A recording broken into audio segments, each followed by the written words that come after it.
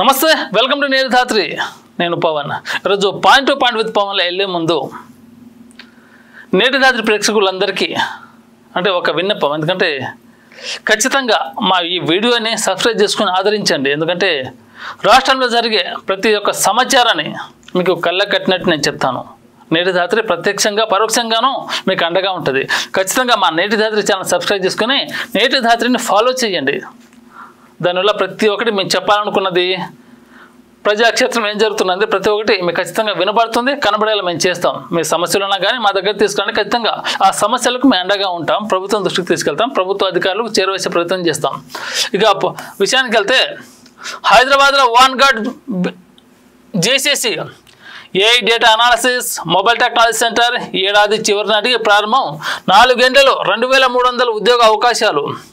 ఇక ప్రపంచవ్యాప్తంగా అత్యంత ప్రతిష్టాత్మక సంస్థల ఒకటైన Vanguard company Hyderabad global capability centre ఏర్పాటు చేయడంతో ప్రకటించింది. మన దేశంలో ఈ వాన్గార్డ్ అనేది ప్రపంచ దేశాలను అంటే మేటీ కంపెనీ అనమాట. ఇది కంపెనీ కనుక మన తెలంగాణలో ప్రారంభం అయితే కార్యకల్పన సాగిస్తే దగ్గర 2300 మందికి ఉద్యోగ అవకాశాలు ఏడాది చివరి నాటికి ఈ కంపెనీ మన తెలంగాణ రాష్ట్రంలో హైదరాబాద్లో స్టార్ట్ అయ్యి ప్రారంభిస్తారని తెలంగాణ ముఖ్యమంత్రి రేవంత్ రెడ్డి గారు వాళ్ళతో భేటీ అయినాక చెప్పారనమాట. ఖచ్చితంగా కంపెనీలు తీసుకురండి, నిరుద్యోగ యువతకు ఉపాధి కల్పించే దిశగా వెళ్ళాలి. అది టెక్నాలజీ కావచ్చు, ఏదైనా కావచ్చు, మొబైల్ రంగం కూడా కావచ్చు. యువతకు ఉపాధి కల్పించడం ప్రభుత్వం యొక్క ప్రధాన ఉద్దేశం. ఆ విధంగా ముందుకెళ్తే ఖచ్చితంగా ప్రజలు జేజేలు కొడతారు ప్రభుత్వానికి. ప్రజారోగ్యానికి 64,000 కోట్లు ఖర్చు. దారిద్ర్య రేఖ నుంచి 25 కోట్ల మందికి విముక్తి. హిమాచల్ పర్యటనలో హోంమంత్రి అమిత్ షా. కేంద్రం అనుసరిస్తున్న తీరు చూస్తుంటే ఒక్కొక్కసారి ఇది నిజమా అనిపిస్తుంది. ఎందుకంటే ఆ లెక్కలు సామాన్య ప్రజలకు అర్థం కాదు.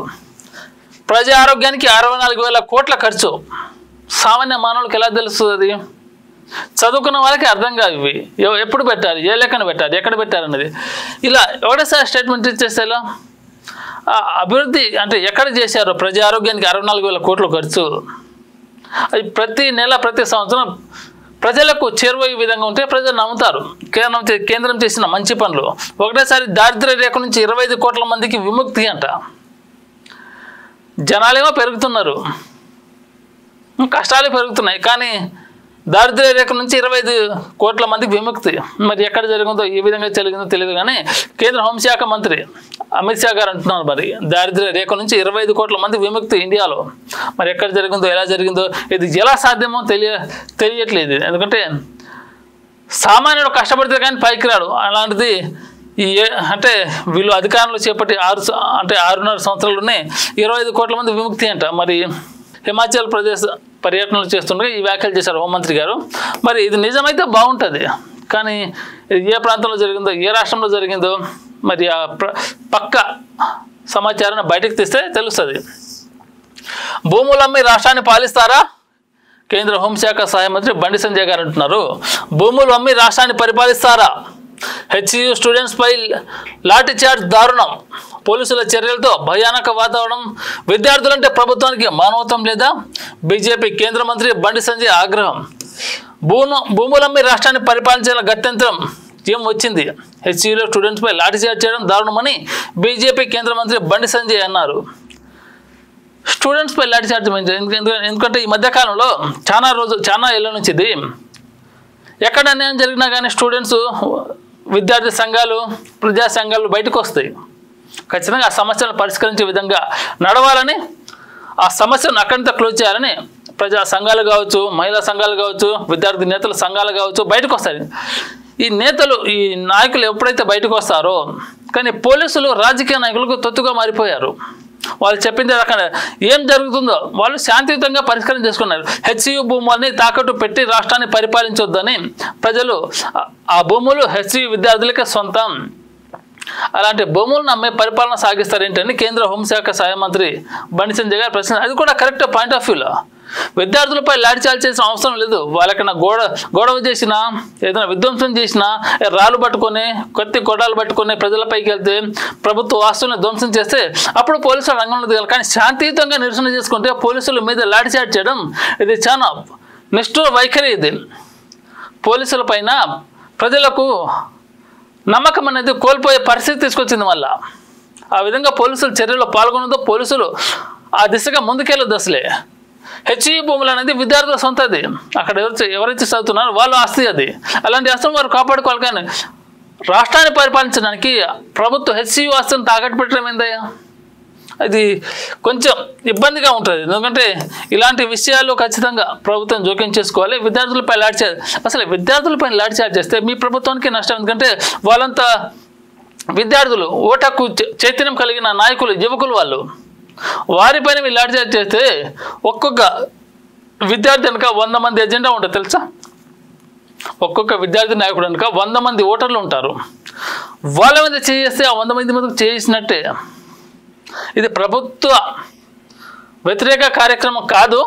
ప్రభుత్వానికి ప్రశ్నలు సంధించారు విద్యార్థి నాయకులు, మా భూములను అమ్ముకోవడానికి మీరెవరని. దాన్ని శాంతియుతంగా మాట్లాడితే సరిపోదు. కానీ విద్యార్థులపై లాఠీ చార్జ్ ఏందయ్యా ఈ ఘోరం? తెలంగాణ సాధించడానికి విద్యార్థులు ఉద్యమాలు చేశారు. అలాంటి ఉద్యమ గడ్డని, ఉద్యమకారులని జైల్లో పెడతామంటే భయపడుతుంటే భయపడే రకాలు కాదు విద్యార్థులు. ఎందుకంటే ఆ వయసు అలాంటిది, యుక్త వయసు. భయపడితే భయపడే వయసు కాదు వాళ్ళది. 2 రోజులు జైలు వస్తారు, 3 రోజులు బయటకు వస్తారు, మళ్ళీ సమస్య మీద కొట్లాడతారు, మళ్ళీ జైలు వస్తారు, మళ్ళీ బయటకు వచ్చి కొట్లాడతారు. దీనివల్ల ప్రభుత్వానికి మైనస్ కదా. ప్రతిపక్ష నాయకులకు అవకాశం ఇచ్చినట్లు ఉంటుంది కదా. ఎన్నిసార్లు విద్యార్థులు జైలు వేస్తారో బయటకు వస్తారు. వాళ్ళు ఏమైనా మర్డర్లు చేశారు, నేరాలు చేశారు, తప్పులు చేశారు, మానభంగాలు చేశారు, ఏం లేదు కదా. తప్పు చేయనప్పుడు జైలుకు తరలించాల్సిన అవసరం ఏముంది? లాఠీ చార్జ్ చేయాల్సిన అవసరం ఏముంది? శాంతియుతంగా చేసుకున్నప్పుడు శాంతియుతంగానే చేసుకునే వాళ్ళు. పోలీసులు దానికి ఎందుకు అడ్డు వస్తున్నారు? ఇది కరెక్ట్ కాదు. ఎందుకంటే ప్రభుత్వం పైన ప్రజలకు నమ్మకం కోల్పోతుంది. నేతల చుట్టూ తిరిగితే పదవులు రావు, ప్రజల్లోకి వెళ్తేనే గుర్తింపు దక్కుతుంది. వారికే పార్టీ పరంగా పదవులు వర్తిస్తాయి. విభేదాలు వీడి కలిసికట్టుగా పనిచేయాలి. యలమంచిలి టీడీపీ కార్యకర్తల సమావేశంలో మంత్రి లోకేష్, ఇది కరెక్టే. నేతల చుట్టూ తిరిగితే పదవులు వస్తాయని కొంతమంది నాయకులు కార్యకర్తలని వెనకేసుకొని మరి గుంపులుగా గొర్రెల మందులాగా తీసుకొని వెళ్తుంటారు. మంత్రి లోకేష్ గారు చాలా చక్కగా వివరించారు యలమంచిలి సభలో. నాయకుల చుట్టూ తిరిగితే పదవులు రావు. ప్రజల మధ్యలో వెళ్ళి ప్రజాక్షేమాలని, యోగక్షేమాలని అడిగి తెలుసుకుంటే అప్పుడు మనకు పదవులు వర్తిస్తే ఆటోమేటిక్గా ప్రజలే పట్టాన్ని కడతారని లోకేష్ బాబు గారు చాలా చక్కగా చెప్పారు. ఆంధ్రప్రదేశ్ ఐకానిక్ క్యాపిటల్గా విశాఖ పెట్టుబడులతో మారున్న రూపురేఖలు. ప్రజా దర్బార్లో అర్జీలు స్వీకరించిన లోకేష్. ఆంధ్రప్రదేశ్ ఐకానిక్ క్యాపిటల్గా విశాఖపట్నం అంటే తెలంగాణ కన్నా ఏపీకి చాలా పెట్టుబడులు వస్తాయి. ఎందుకంటే హార్బర్, బీచ్లో అందమైన పర్యాటక ప్రాంతం వైజాగ్ సొంతం. సముద్రం అతి దగ్గర ఉన్న రాష్ట్రం. వేరే రాష్ట్రంతో అతి తక్కువ దూరంలోనే సంబంధాలు కలిగిన రాష్ట్రం ఆంధ్రప్రదేశ్. పెట్టుబడుల పరంగానే కాదు, పర్యాటక రంగానికి అభివృద్ధి చేయడానికి ఏ రంగానికైనా కానీ తెలంగాణ కంటే ఆంధ్రప్రదేశ్కే బెస్ట్ విజన్స్, బెస్ట్ ఎబిలిటీ ఉన్నాయి. మరి అలాంటి రాజధానిని అలాంటి వైజాగ్ని, ఆంధ్రప్రదేశ్ని ఎంత మార్చుకుంటే అంత బాగుంటుంది. ఆంధ్రప్రదేశ్ ఐకానిక్ క్యాపిటల్గా విశాఖన ఇది జరిగితే ఇంకా బాగుంటుంది. మళ్ళీ పెరిగిన టోల్ ఛార్జీలు, నెట్ నుంచి అమలుకు రాని నిబంధనలు. ఈ NH జాతీయ రహదారి టోల్ అంటే ప్రయాణికుల పట్ల వాళ్ళు దాదాగిరి చేస్తున్నారు. కేంద్రం మరి ఏం చేస్తున్నారో తెలియదు. కానీ ఇలా పండుగ వచ్చిన ప్రతిసారి పెంచుకుంటూ పోతే ఎలా? ప్రయాణికులను భయపెట్టే విధంగా రోడ్డు పైన వెళ్ళడానికంటే బస్సులో వెళ్ళడం మంచిగా భావిస్తున్న ప్రయాణికులు. ఇలా ప్రతిసారి ఇలా టోల్ రేటు పెంచుకుంటూ పోతే ప్రయాణికులు అటు ఇటు తిరగడానికి కష్టమవుతుంది కదా. చేయాలి, కేంద్రం ఒక ప్రత్యేక నిఘా పెట్టాలి వీటి మీద. ఇలాంటి సర్వే నిర్వహించలేదు. భూమి ఎలా ఉందని ప్రాథమిక పరిశీలన మాత్రమే చేశారు. హెచ్సియు రిజిస్ట్రార్ ఇంకా గచ్చిబౌలి భూములపై హెచ్సియు రిజిస్ట్రార్ ఇవాళ కీలక ప్రకటన చేశారు. 2024 జూలైలో అక్కడ ఎలాంటి సర్వే నిర్వహించలేదని హెచ్సియు రిజిస్ట్రార్ స్పష్టం చేశారు. ఇప్పటి వరకు భూమి ఎలా ఉందని ప్రాథమిక పరిశీలన మాత్రమే చేశారని తేల్చి చెప్పారు. హద్దులు అంగీకరించినట్లు TGIIC ప్రకటన చేసిన ఖండించారు. ఇప్పటి వరకు భూమి సరిహద్దులు గుర్తించలేదని అన్నారు. ఈ విషయంపై హెచ్సియుకు సమాచారం ఇవ్వలేదని రిజిస్ట్రార్ తెలిపారు. మరి ఇవన్నీ జరిగినప్పుడు విద్యార్థులు శాంతియుతంగా చేస్తుంటే లాఠీ చార్జ్ ఎందుకు చేశారు? రాజకీయ నాయకుల ప్రమేయం లేకుండా పోలీసులు లాఠీ చార్జ్ చేస్తారా? పోలీసులకు స్వాతంత్ర హక్కు లేదు కొట్టడానికి. ఎవరైనా నేతలు, ఉన్నత స్థాయి అధికారులు, నేతలు వాళ్ళకి ఆదేశాలు జారీ చేస్తేనే ఇలాంటి ఘోరాలు జరుగుతాయి. మరి ఖచ్చితంగా ఇక్కడ హెచ్సియు రిజిస్ట్రార్ ఎవరైతే ఉన్నారో ఖచ్చితంగా అబద్ధమే చెప్తున్నాడు. మ్యాటర్ని పక్కదారి పట్టించే ప్రయత్నం చేస్తున్నాడు. ఇది కరెక్ట్గా సభ్య సమాజానికి ప్రభుత్వం మీద వ్యతిరేకత వస్తుంది, ఆ విధంగా చెప్పుకోవద్దు. కరువు మండలాలపై దృష్టి, ఏపీ సర్కార్ కీలక ప్రకటన. 51 మండలాలు గుర్తింపు.